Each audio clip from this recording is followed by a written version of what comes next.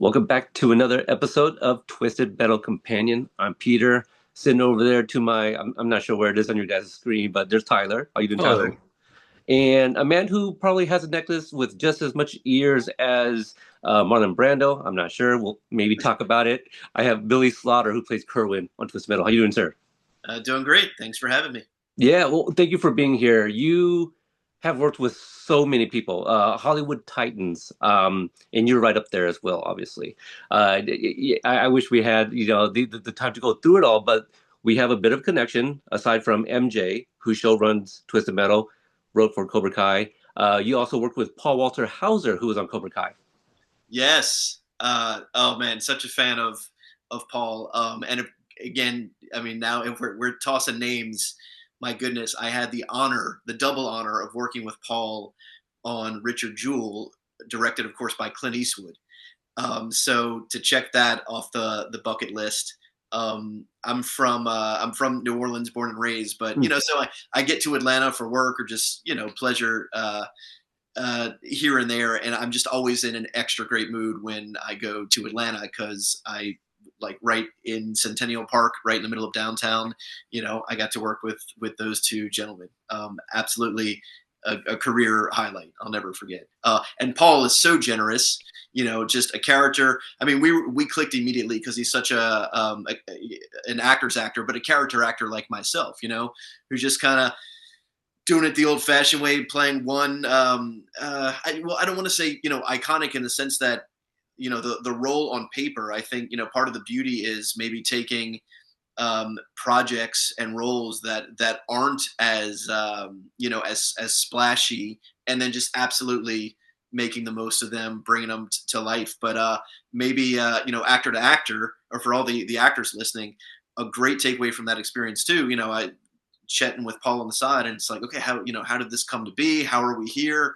And he's like, man, I don't, because I told him, I was like, this is one of those roles you were born to play. I'm so glad you're like getting a coming out celebration. People are gonna are seeing you carrying a project, and so I was like, man, was it just one of these grueling audition processes you hear about, and multiple rounds and traveling and screen test? And he's like, no, man.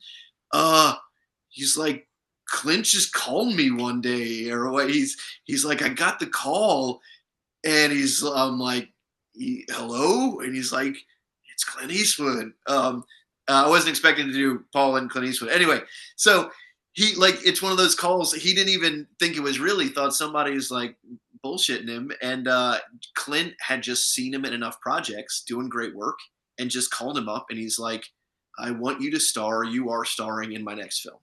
So That's one of those moments that sort of keep us all energized. You never know what's around the corner, what's next, or literally the next phone call you're going to get.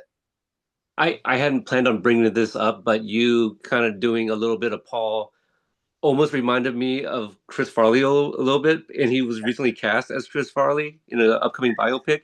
Yeah, so That's gonna be amazing. yeah, it will. But Billy, you mentioned born and raised in New Orleans. Did you like growing up? Did you know you wanted to be an actor? What were you like as a kid? Well, I have to give one other quick New Orleans sidebar. Okay. Um, our audience can know. So originally, we were set to record this a bit earlier in the week, and it worked out well that it was delayed because I didn't have much of a voice earlier in the week. Because last weekend was Jazz Fest in New Orleans, Mm. our big annual music celebration, and I'm saying I'm thrilled because I'm a lifelong, aside from an actor, I'm a lifelong Pearl Jam fan, and this is my first time. I fought hard. I've seen them many times. I got front center rail, and so like Eddie Vedder's always been my rock god. So can you see in the pic there? So yeah, Hmm. posted it. That's, Oh that's yeah. me. Eddie came down, and I got to hold him up and sing porch with him, and so I just had like a rock and roll fantasy come true last week, screaming, shouting the whole thing. But to segue here, because it's New Orleans, really small town, everyone sort of knows each other. Just walking around Jazz Fest, and you see everybody. I ran into my buddy Jamie Newman, who plays Oh yeah. Amanda Hmm. on the show Twisted Metal. and she and I, so we were just catching up, and she and I literally did to segue, we did high school theater together. So did I always know I wanted to become an actor? No is the short answer. Um, I always loved uh, playing and storytelling. Um, and I always loved watching movies, TV, all things creative. Um, but I didn't think it was something one could do. Again, being from New Orleans, which now we know about Hollywood South or the uh, different film and TV production markets. This was long before any of that happened. So film growing up, I didn't know anyone in the industry. It was always that was something big, bright lights or up on the big screen. Again, Fantasyland, far away, La La Land. So it was only a dream up until when I started high school. Is when I was always up for like trying out something new, and I tried out for my first high school play. It was a production of Our Town, and immediately it just clicked, Hmm. and I was like, yeah, this makes a lot of sense. I love doing this. It seemed I was halfway decent, or so certain things came naturally, um, and I've been doing it ever since. Is the short answer. The long answer though, like we were saying, my path was sort of the old fashioned, where it was just high school theater. Went to drama school, got a degree in it, even though that's not needed. Really specialized in sort of classical theater. Did a lot of Shakespeare. I trained in England. I trained in New York. Um, did my tour of duty in LA for some years. Even a footnote there, I was working for some years as right out of drama school as Dustin Hoffman's personal stand-in. So that opened up a lot of a lot of opportunities in the sense of just education wise. But yeah, just it's like extra work and stand-in and day playing and supporting and stepping up to leads. So I'm very fortunate looking back that I've been able to, have the extent of opportunities I've had. But really just it's not, so much about the volume as I love, again, as a character actor, that I've been able to just explore so many different kinds of projects and roles and material. Because we know the grass is always greener, and just when you're tempted to be like, oh man, it wouldn't hurt maybe to be like 6'3" one day, and movie star and the star, or the big lead, the action hero, the romantic lead. But man, just getting to do again so many different things. The idea of like playing just the same type over and over, being able to sort of defy niche is something that really excites me. I haven't looked at your timeline, but you've done so many movies, like over 100 credits to your name, right? Like you may have a more accurate number than I, but at least a couple dozen movies, and shows that you've been in that I'm very familiar with.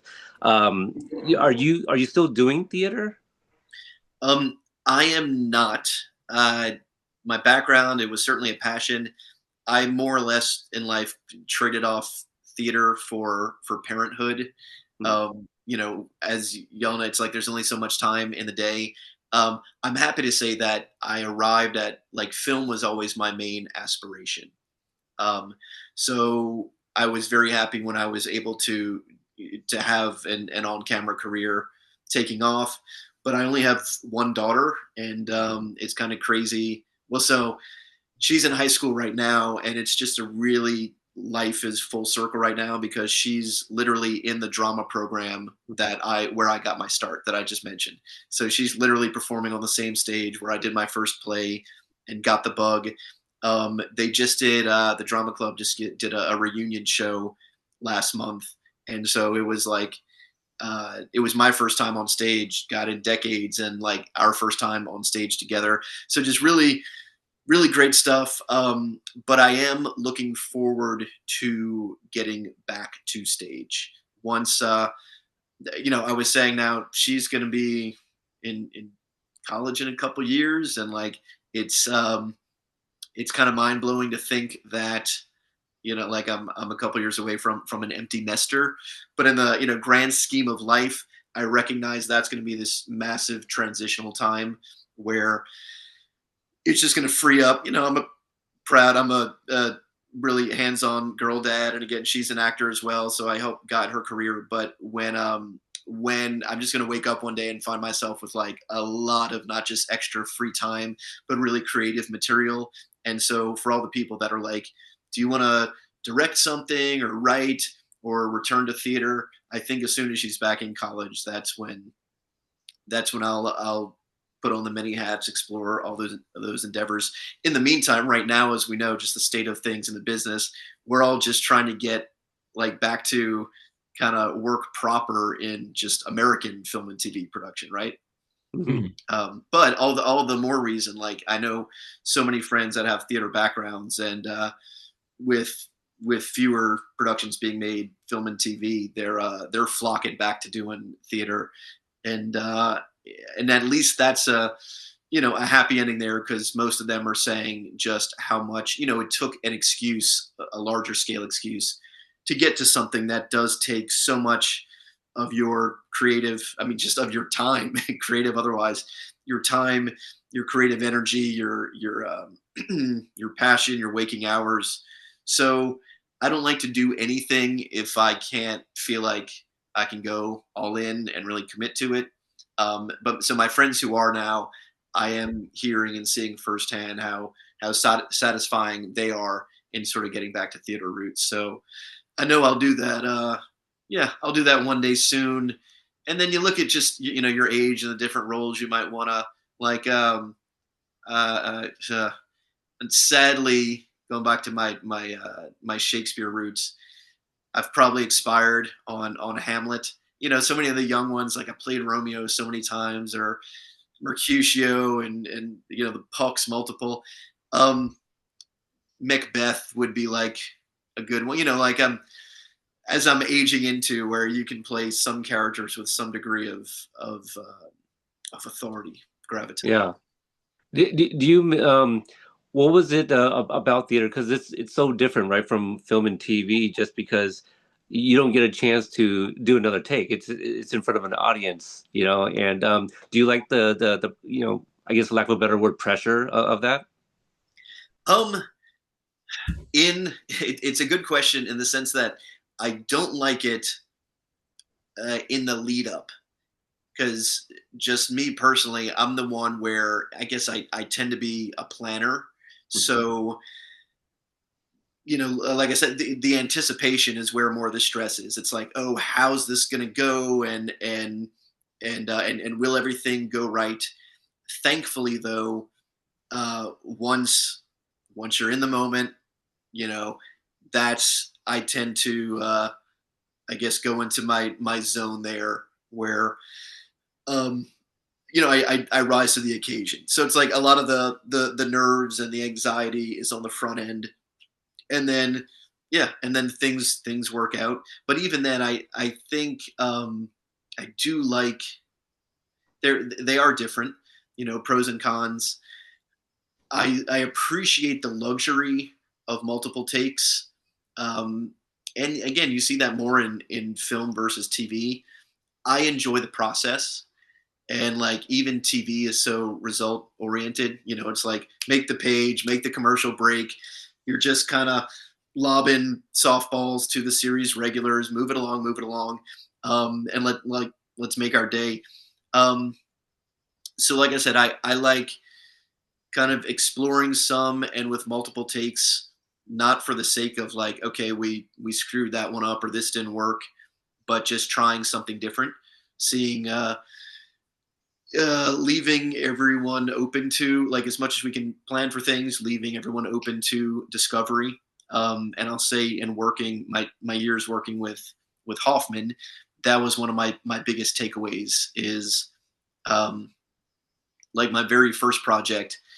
I was his stand-in on Runaway Jury, which Mhm. is he and Gene Hackman, and they were old acting roommates together. A lot of people didn't know like their history, and this was their first, and sadly now, rest in peace, Hackman. Their last time working together on camera in film, and so being fresh out of drama school, that was such an education because the two of them opposite ends of the spectrum in their method. Gene is the one where, like Clint Eastwood, he doesn't want to do many takes. One or two is great, and it's just immediately dialed in. Whatever you need, action on the mark, boom, it's there. You can move on. It's so simple and straightforward. And then Dustin really likes to play around, which again, sometimes directors, producers, might get a little they might start getting anxious, or it's like, all right, time is money and we got to make our day. But you get, the medium is about editing. So if you don't allow for that, you don't you might not get some of those magic gems that come along here and there, if that are spontaneous. I actually love Runaway Jury, and correct me if I'm wrong. I believe because it was based on a novel, there was actually no scene between those two characters together, and it was written because Dustin Hoffman and Gene Hackman had never shared a screen together, I believe. You're 100% correct. Yeah, that was one of the last Grisham novels, and typically it's hard to change, a Grisham book, Right. and the adaptations are true. But you're right. Everyone has their price or whatnot, and given their long history together, I mean, they met at Pasadena Playhouse together when they were in California. They were roommates in New York together, just like struggling theater actors trying to make it. So, yeah, it. I don't know. I think I did it. I don't recall if it was specifically their idea that they insisted, or hopefully the powers that be, the producers, higher ups, had a clue and talk about capturing the magic. Realized, like, look, guys, we can't make a movie with Hackman and Hoffman without getting them in the same room.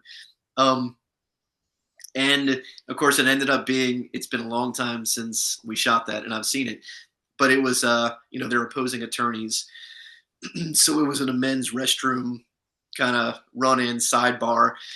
So we all there are examples of like the closed sets. It was a smaller quarters. So I'm very happy to say, sounds awkward, fly on a wall in a men's restroom, but I was one of the chosen few. Probably crouched down next to a urinal with my little acne notepad. Uh, yeah, soaking it all up, seeing it firsthand. What ended up on the screen, but then behind as well. So just seeing them, yeah, I mean, seeing the behind the scenes, just the old friends and colleagues catching up, that was absolutely one of the highlights of that experience. I think I'm going to fit that in this weekend. Rewatch that. I think I'm due for a rewatch. Now I know that often, the answer is like, well, I'm a professional, fill in the blank. You've worked with so many people. Just to name a few, here we go. Will Ferrell, Steve Carell, Amy Twice with Poehler, Will. yeah, Wahlberg, De Niro, right? So, can you share a moment, if there is one? I don't want to just assume, but if there is one that you just totally fanboyed, where you were just really nervous because of this one particular person. So I'll come back to, thankfully, as I said, I tend to have the quality of my anxieties on the front end, but then whatever, I rise to the situation, whatever it is. So by the time we get to set, and everything we have to do, all the hoops as actors, we have to earn to get to set. So like I'm making sure I'm prepared, I make the most of it. So I like to think I don't fanboy or haven't too often, but maybe a story that comes to mind is I got to work with just one day with Anthony Hopkins, Sir Anthony Hopkins, Yeah. and you mentioned some others growing up. I mean, some of my absolute early top influences were that that great. I mean, the character actor generation of the '70s and '80s. Some of who we've mentioned, Hackman, Hoffman, De Niro, who, and I had the pleasure of working with all of them, but Pacino, some others, Duvall, the ones that were all inspired by Brando, who you've already referenced. But Hopkins was the Brit who I was watching, who really influenced me, and yeah, so again, just I had the opportunity to work with him. It was a film, um, kidnapping Freddie Heineken. I won't go into. It was a true story, um, about an abduction case, and they shot the whole thing, at mostly where it took place in Europe. And Hopkins lives, even though he's a Brit, he lives in L.A. And so he doesn't like to travel overseas if he doesn't have to. So he's like, hey, can we literally meet in the middle? So again, my hometown in New Orleans, he's like, let's shoot there. So they shot all his stuff. Um, so basically, I had a small role in it. I was playing the officer who, arrives, and again, he's been kidnapped. He was the Heineken heir, and it was one of the highest ransom cases in like modern history. So it was my first day on set, and usually you're just trying to find, your way. And but it was his first day on set, and they had already shot all the movie leading up to him. So to say that like nobody could, I mean, nobody cared that I was there. Everyone was so anxious, excited to get Hopkins to land their star, and just the hero. And so the very first scene we taped, I'm in. I'm ushered through this sort of labyrinth of these little small corridors. They're like, "All right, it's time," and hurry up and wait. And they're moving me through, and then um, yeah, it's like this sort of haunted house effect. You're just going through all these little rooms and caverns and hallways, and then they just like, all right, here, we now we got to move. Everyone's ready, and so they throw me in this cell and boom, shut the door behind me, and lock me in. And then something, I look at the corner of my eye, and there's a figure huddled down in the corner, like sort of rocking.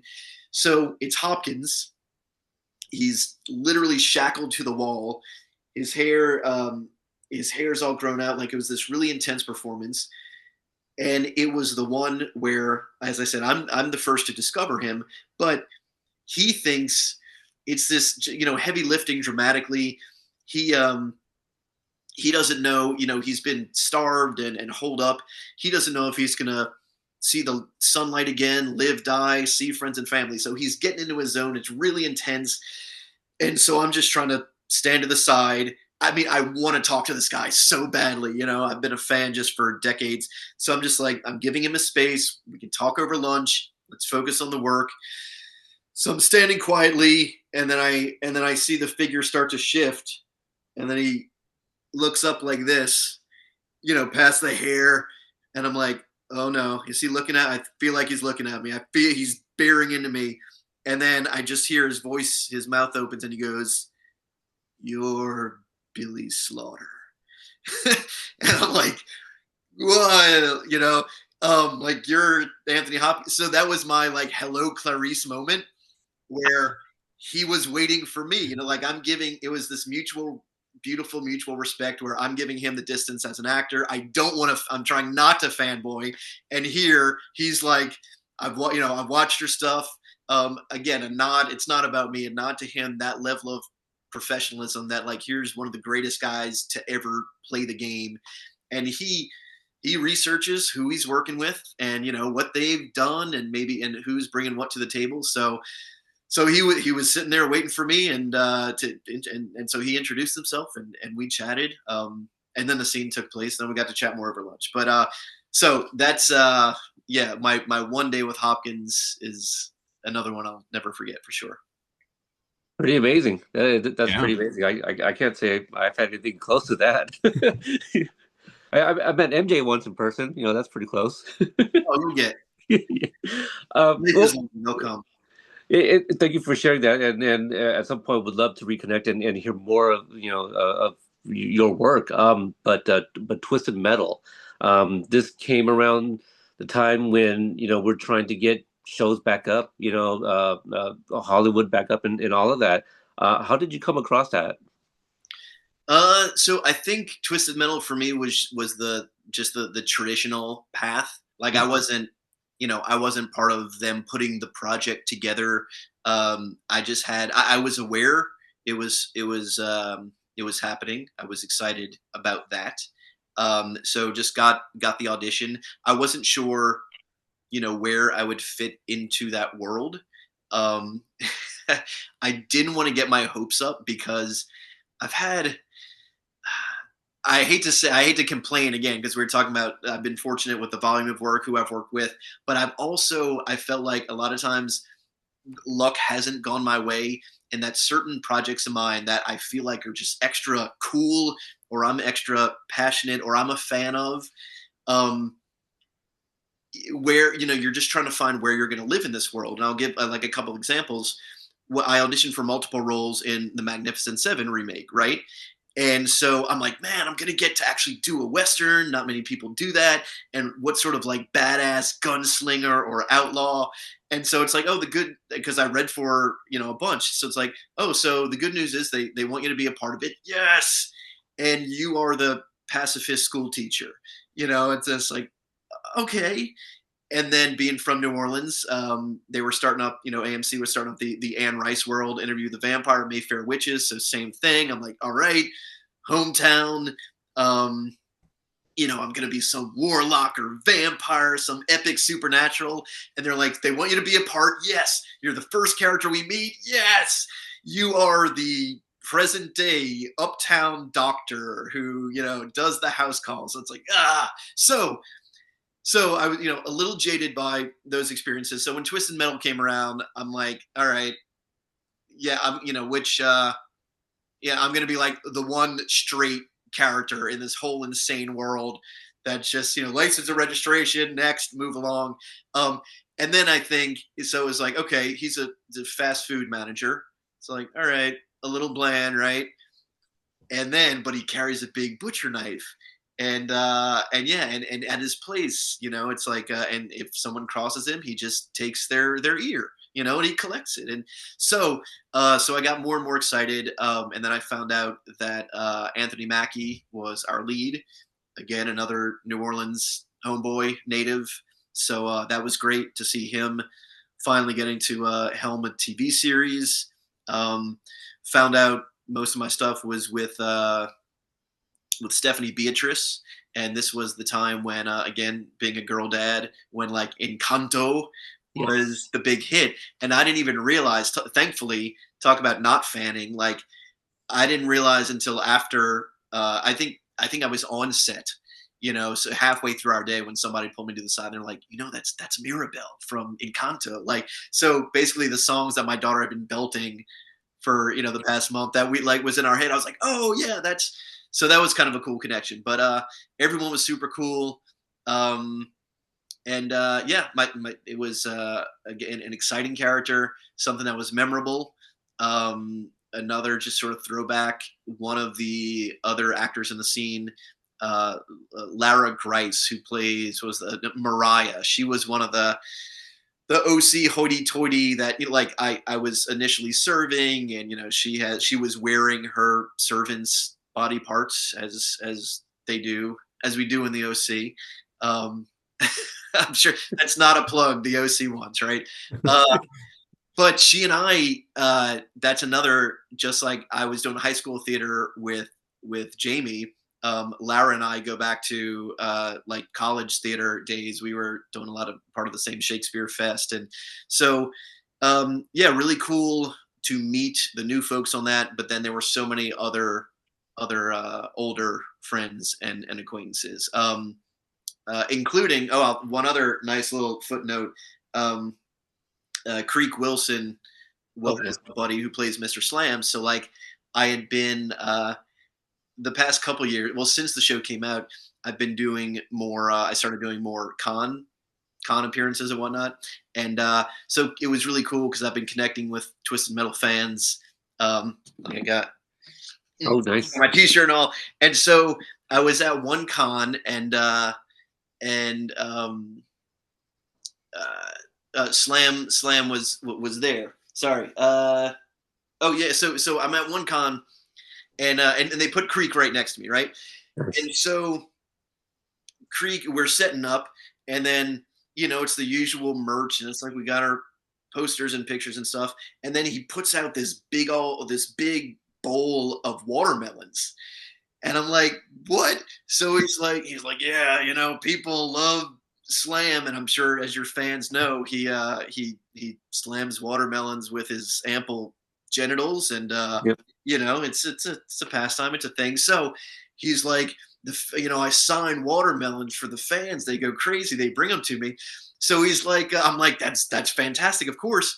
So I got to give credit where it's due. He's like, yeah, man, you got to get yourself some ears and be signing ears. And lo and behold, this was in October and it was out of town. But I'm like, no matter where you are in America, if it's October, you're no more than like 5 minutes away from a Spirit Halloween, right? So I'm like, I know there's a bag of ears just around the corner somewhere. So sure enough, like the next exit was Spirit, and I got I got a bag, got my ears here. Feel like Pee Wee. so so I got all these ears and I'm signing, and then I met this one fan of the show. I signed a pic for him and we were chatting about it, catching up, and he came 2 days, I think, and like so he's like, you didn't have the ears yesterday. He's like, can you sign an ear for me? So I'm like, yeah, of course. So I signed the ear.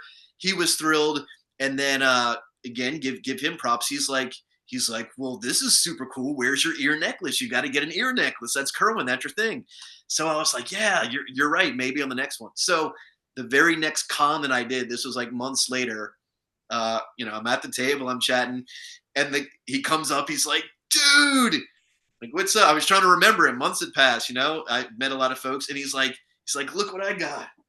So he gifted me. He fan gifted my personal, give him a show, my personal Kerwin ear necklace. So anytime I go to Twisted Metal cons now, that's my I go I go ready. I got my ear necklace. I got my ears. So yeah, if you catch me out and about, come on down and we can talk shop. Amazing experience. Really, the only thing, spoiler alert, but it would have been nice to have stayed around a little longer.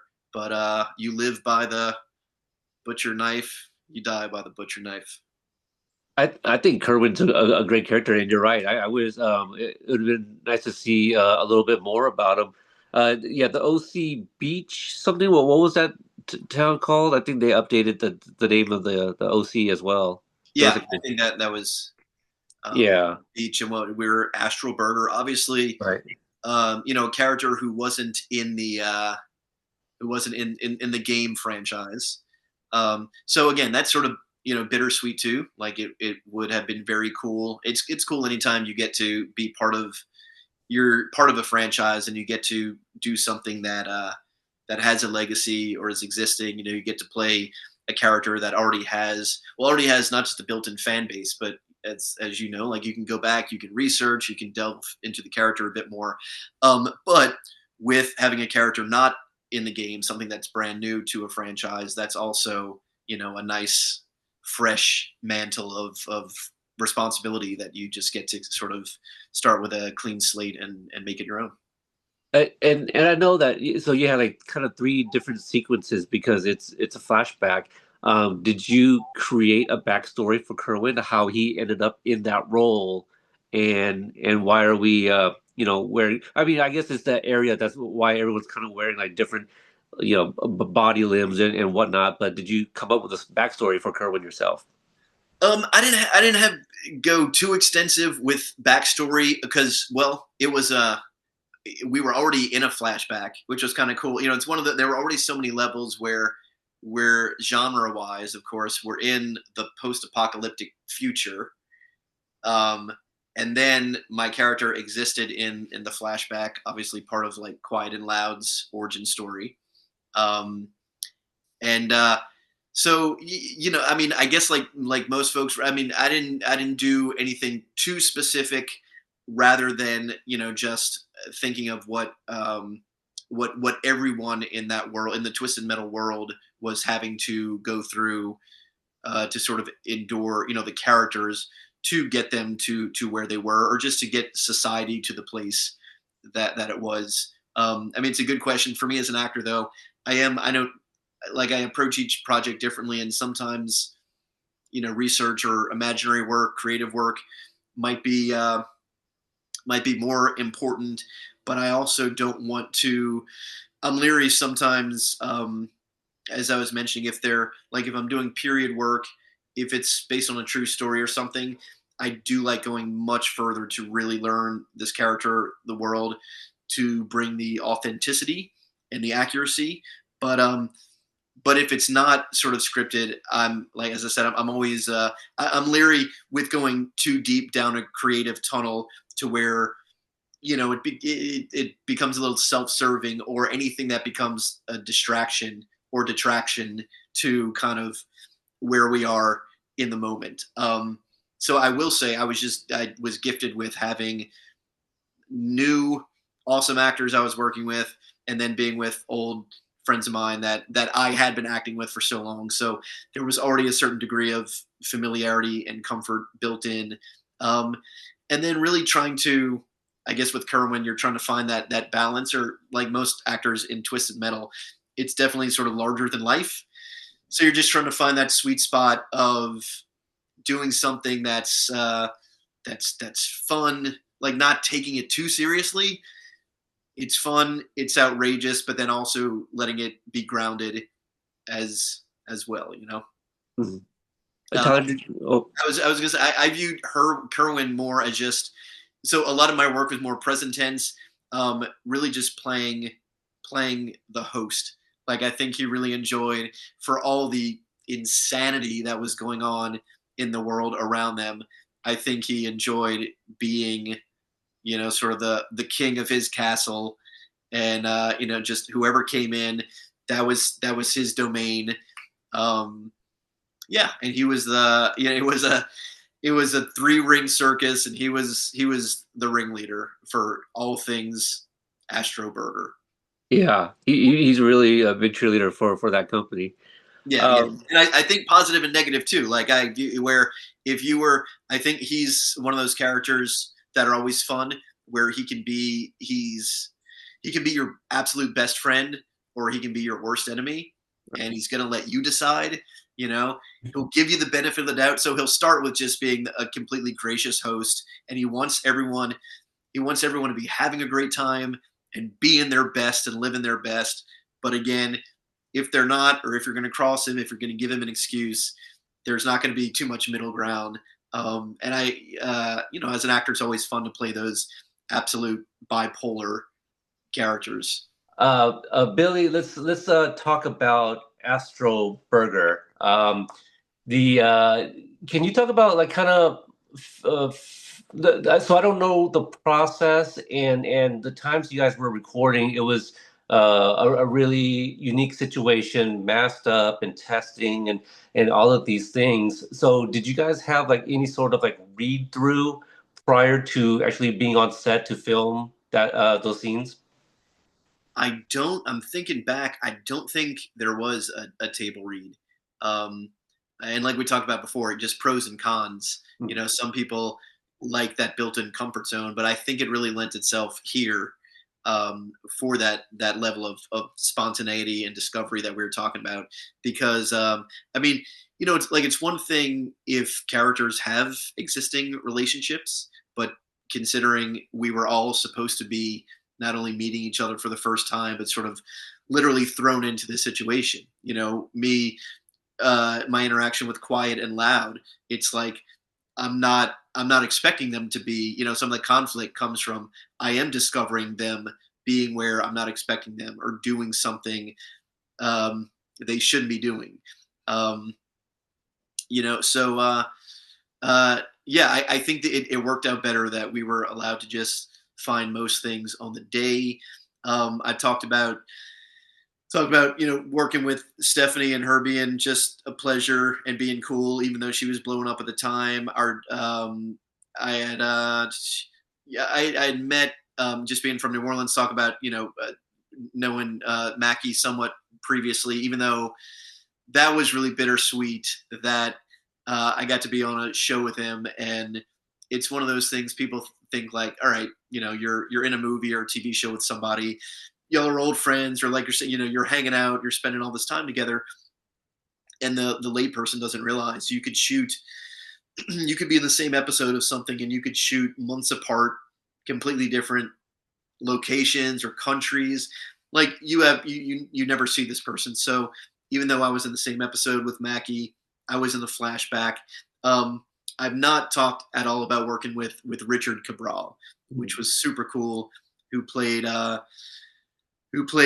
Loud. Lord, Hmm. um, and he's really active, on social media and like active in his community.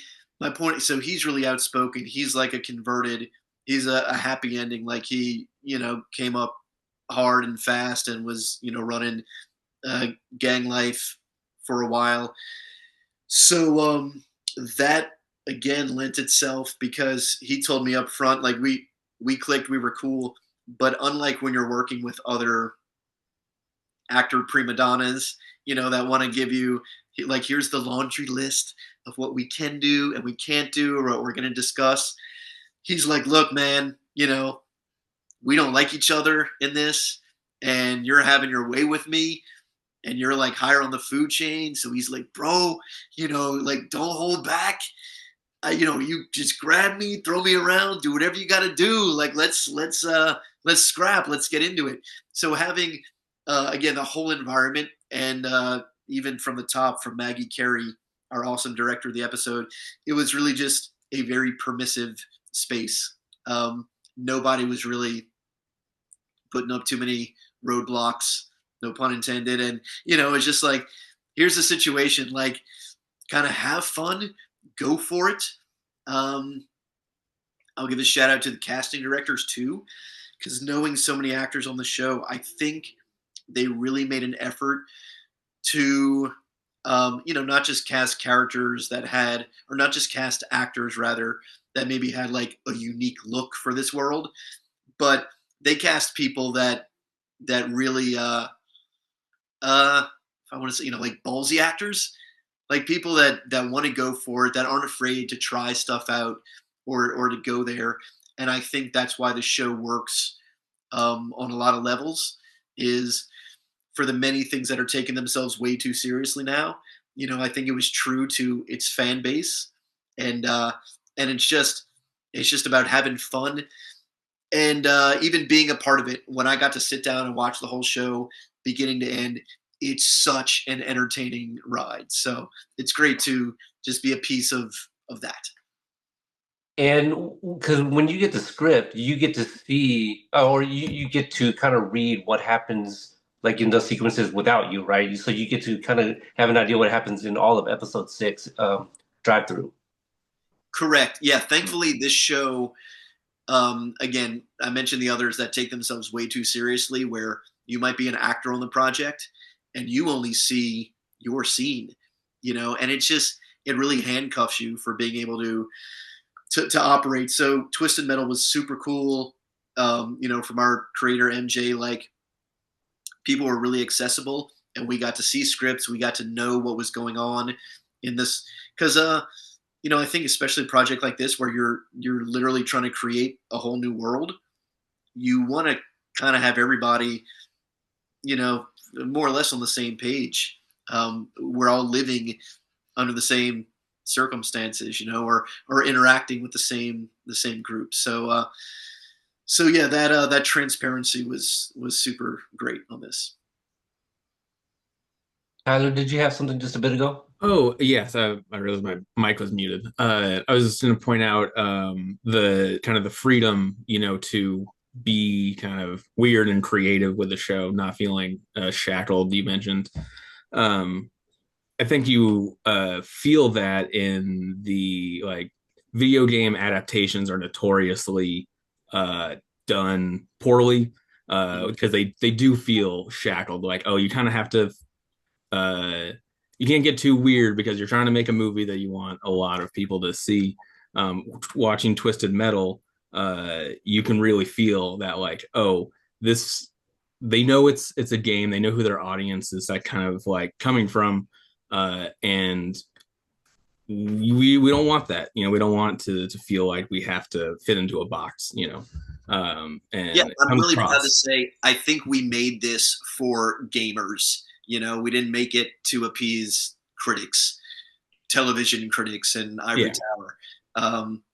Yeah, so we were true to that, and even talking about like my specific episode or my role, maybe an additional responsibility I felt just as a fan, as an audience member. You're talking about the audience. I think of shows I would watch, and like, oh, like we get to the flashback episode or the backstory, and a lot of times I would just be like, oh man, those episodes suck because we sign up for Twisted Metal to go on this fun ride, and it's like, all right, now we're stuck hearing about characters' feelings, and we're stuck in a ball pit. So I knew like my episode did not was really the exception to the rule.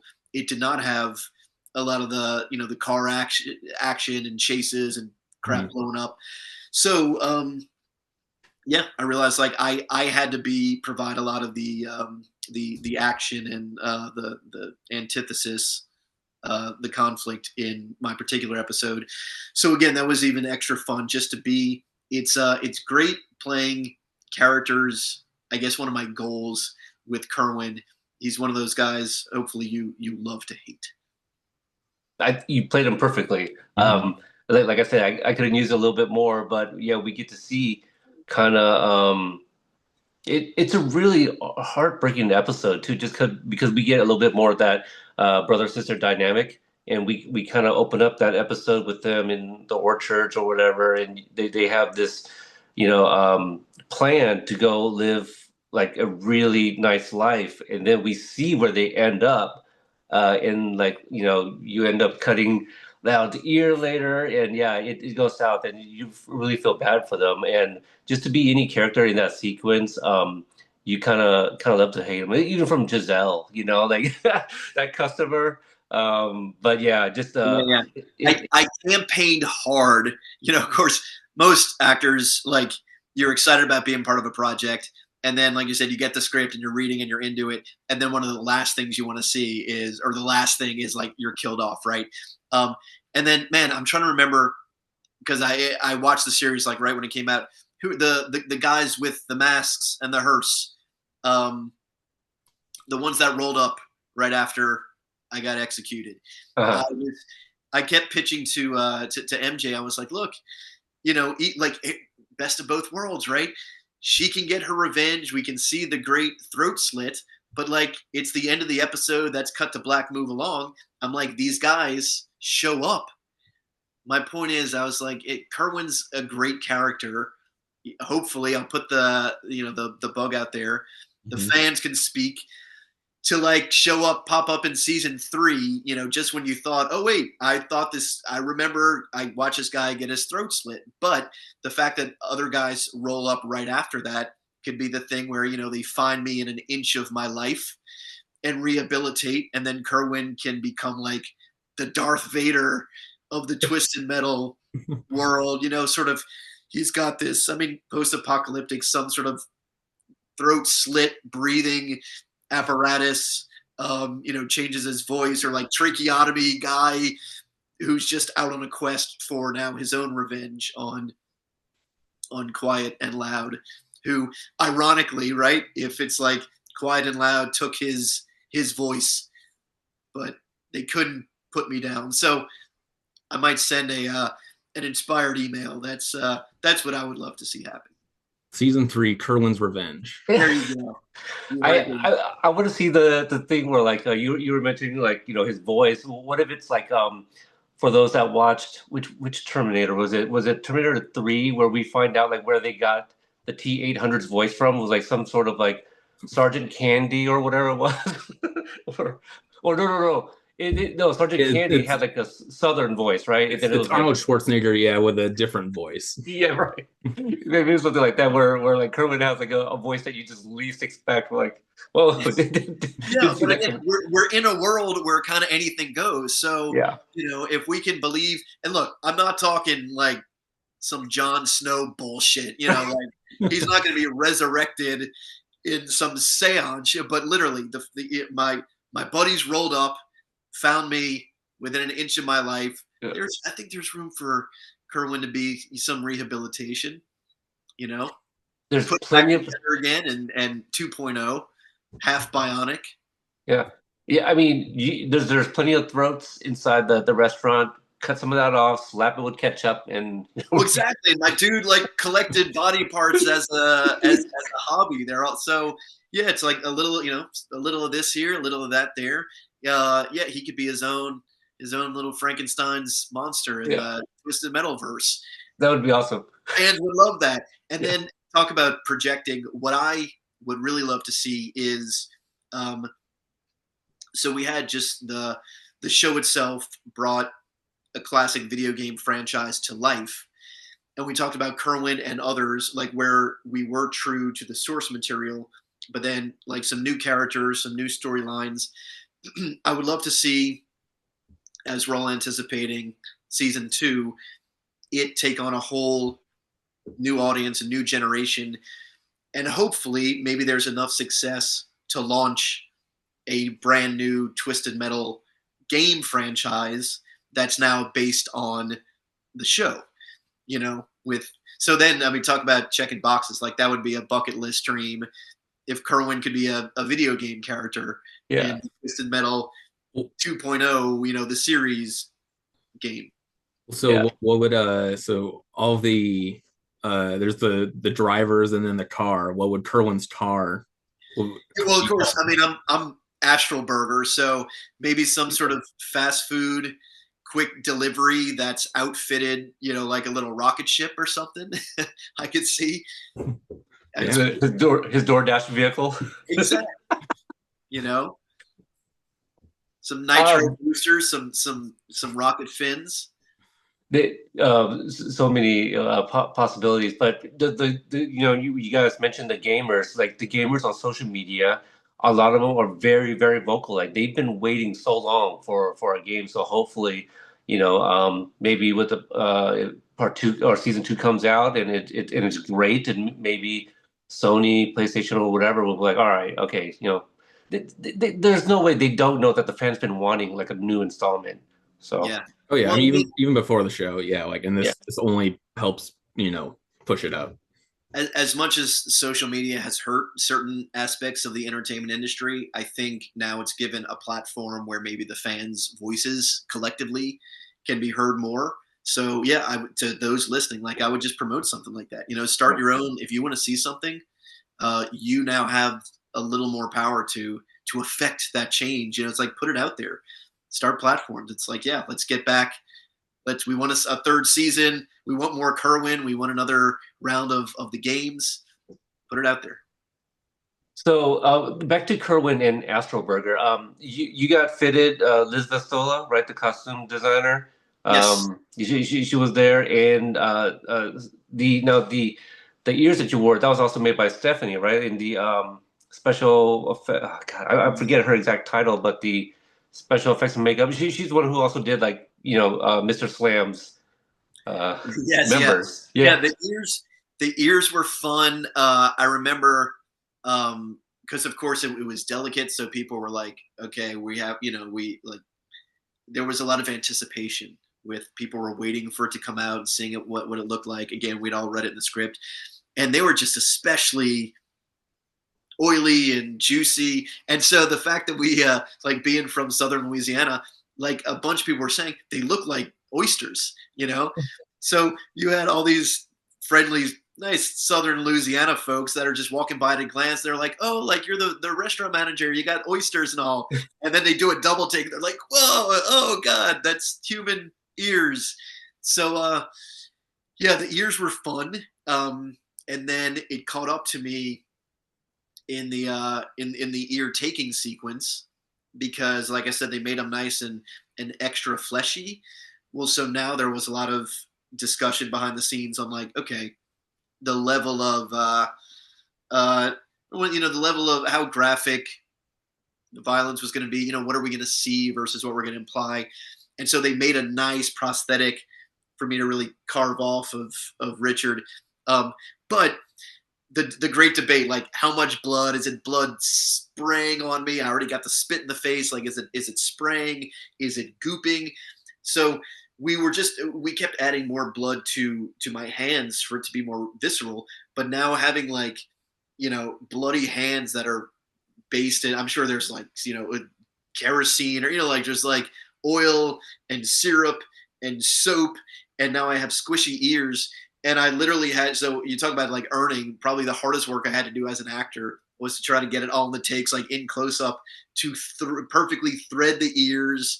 And they wanted the money shot where I'm pulling it up, and then they were nice and lubricated freshly. So like they were like, ideally we can see the ears sliding down your necklace on their own accord. And it all worked out. Even going back to the spit, a lot of things. I remember it ended up being kind of a longer day, but just when people were starting to get maybe a little stressed, like, oh, we still got to do this bit or whatnot, uh, things ended up working when they needed to. So that debate took place with Richard, where it's like, okay, when he hawks a loogie in my face again, he, like, the actors, we were all down. I'm like, look, if he wants to, if we want to do the real thing, I'll take one, or a handful for the team. Like, just come on, we gotta move this forward. We're in it, we're feeling it. I'm like, man, I'm gonna cut his ear off in a bit. So like the least he can do, or I can do, is let the man spit in my face, take it like a champ.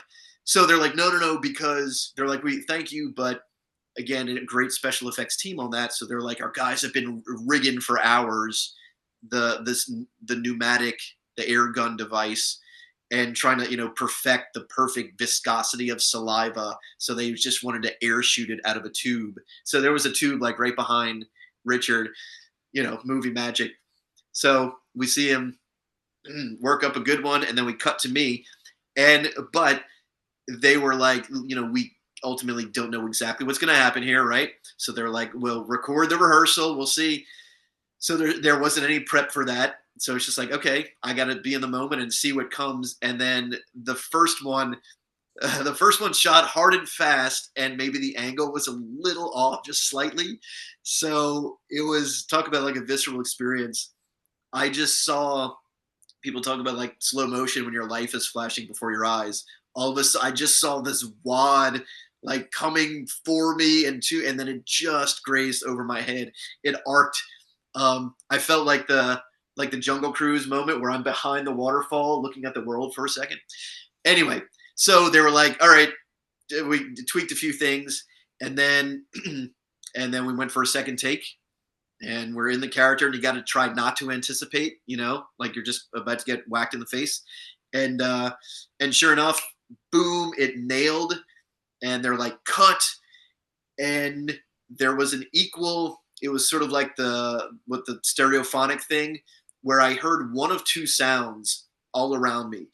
Either grunts and groans, like, oh God, just gags and sounds of disgust, and quickly complemented by like cheers and applause and like, yes, so I was like, I'm guessing we got it.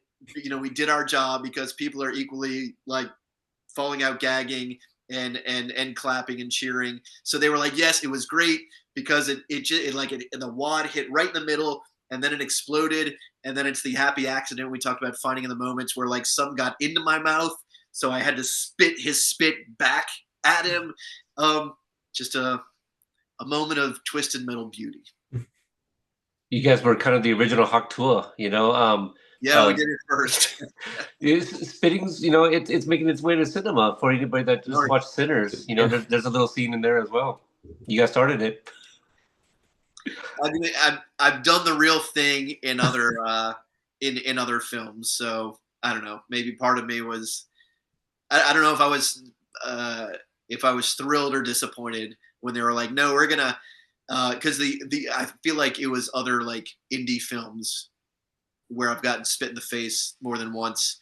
So now that we're working with a little bit more of a budget, special effects budget, they were like, no, we got something good put together for you. So offload the spitting onto the robots. Yeah, you don't want to let that go to waste. The food there, did the craft services make the food, or is that all props?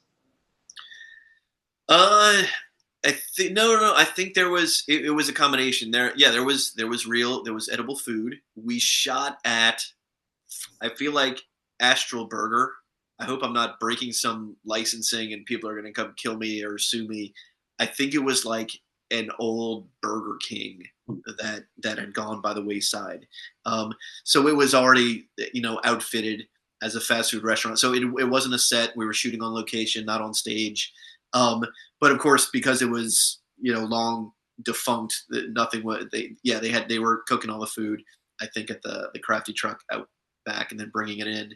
Um, but yeah, the real thing was good because it's like the world, it felt right. You're walking around and things just smell like French fries and burger meat or low quality, or pink slime and grease. So it helped add to the grittiness of it. Well, both senses.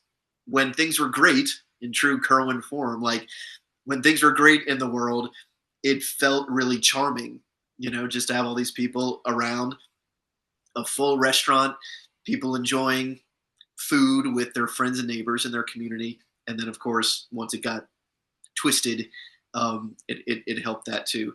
Because as the day wore on, I mentioned the long day, things start to congeal and cool off. Yeah, I feel like there was a lot of, it was a multi-sensory, true to form fast food experience. And then in Twisted Metal, true to form, we ended up swapping out like the fast food material for for bodily fluids, and it was a good day.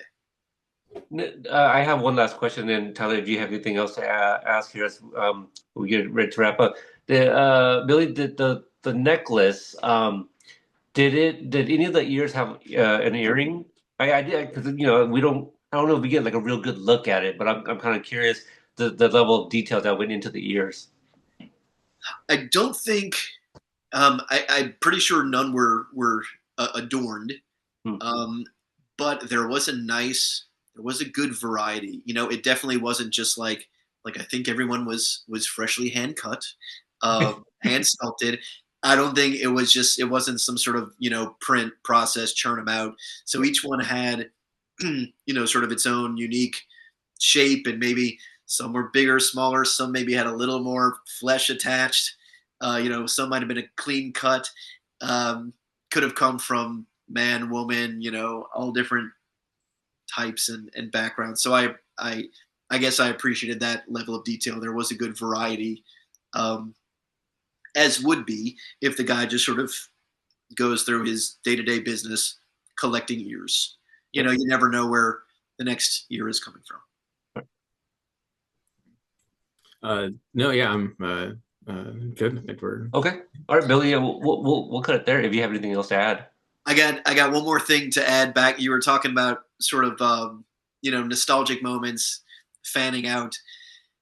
Only because I was listening to your cast with my buddy Jared Bankins, who hmm. plays Shepard on the show, and y'all were talking about uh, Bill and Ted's, the last one. Oh, right, So Tyler. that What was did a Oh you? great yeah. Yeah. experience because I know y'all. Jared was talking about it. I mean, I'll keep it brief, but Jared was talking about it.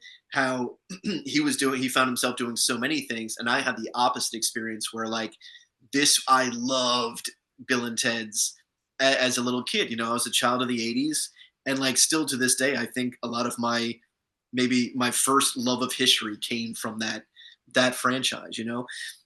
And so um, when I found out that was shooting in town, I so wanted to be a part of it, and the role just didn't exist in it for me.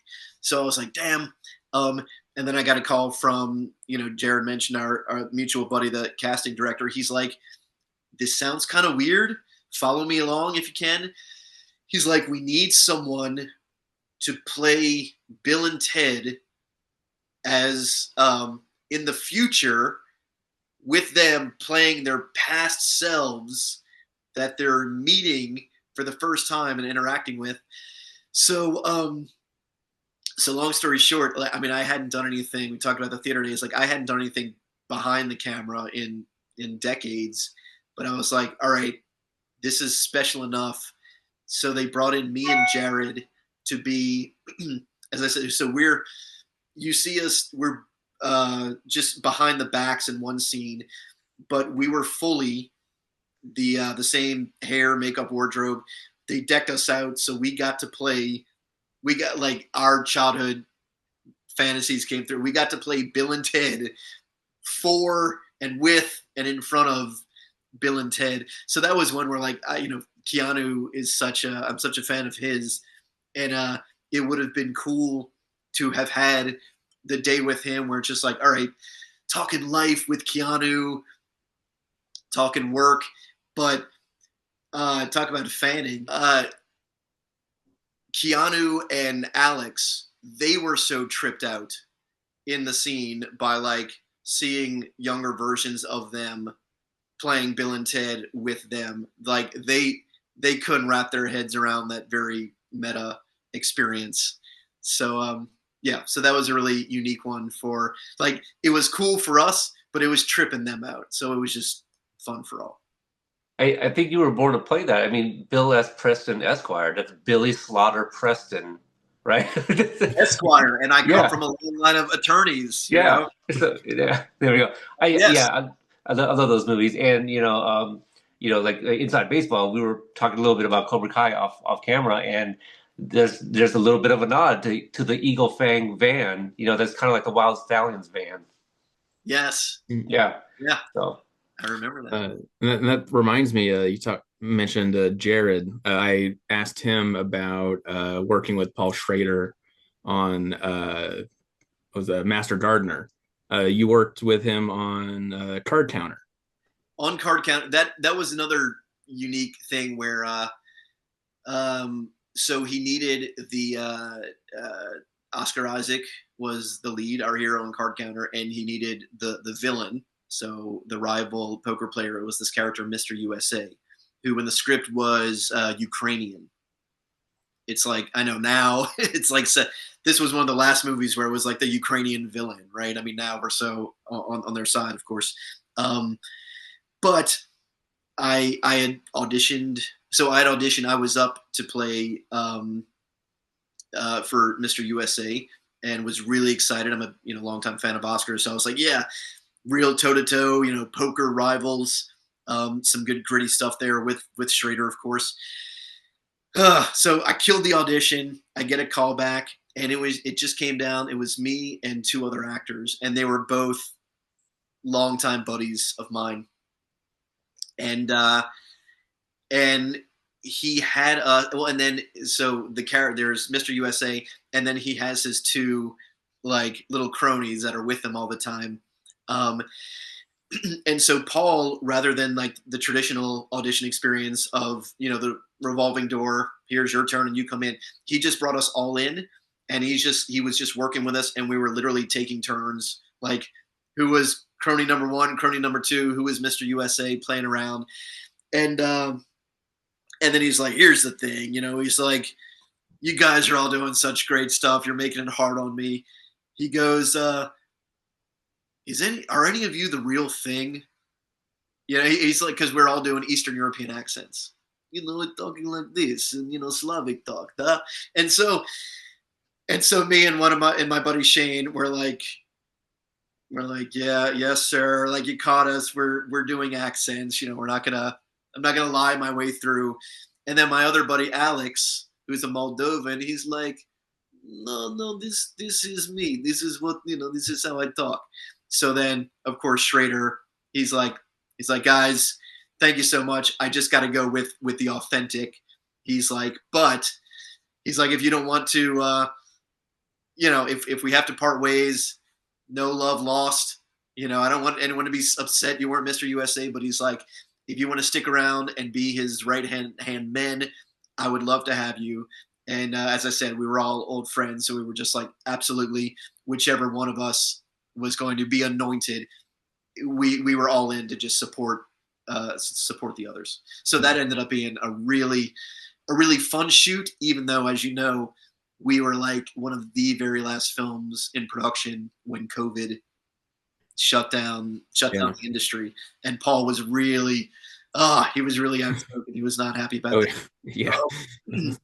Sure, someone had to take Facebook Live. I had wrapped just before I think production shut down, but my last day on set, and the last tidbit I'll give you was was when Willem, I think, showed up, Defoe, for his first day. So my parting gift there before before everyone ran away and got COVID was I got to spend a bunch of time just chatting with Defoe, who's an actor I always really admired, and he was super giving for all that people that might not want to be bothered. What a giving actor! So that's somebody, just talking to him inspires you. That's awesome. Billy, as we get ready to wrap up here, do you have any cons coming up that you can promote? I know this is going to date the episode a little bit if people find this interview a little bit later, but also a project that people can keep an eye out on for you. And if you welcome the interaction on social media, where can people find you? Yeah, sure. Social media, probably the best. I'm Billy Slaughter 1 on Instagram. I post a lot of stuff there, especially cons that are coming up. I'm doing one, an anime con next month in New Orleans. I'm doing in August. I'm doing one in Mississippi. I'm doing the NOLA con in August, and then I think one in the Baton Rouge area in December. So I know of those. I'm sure others might come up, but I'm probably working on the next projects in the fall in between there. And then as far as other projects, I was the lead in two indies in the past year. One called This Soldier's Heart, which is a nice. I know I'm trying not to give too much away. I don't want to spoil anything, but good, very grounded um, military drama. And then another one called Doe, DOE, which is going to be an epic action film that I also collaborated with some old friends on that. And I'm excited there because, again, anytime I get to do something that's fresh or I haven't really done before, and I've only gotten to dabble in sort of the action hero vein. So Doe, I'm really excited when that drops.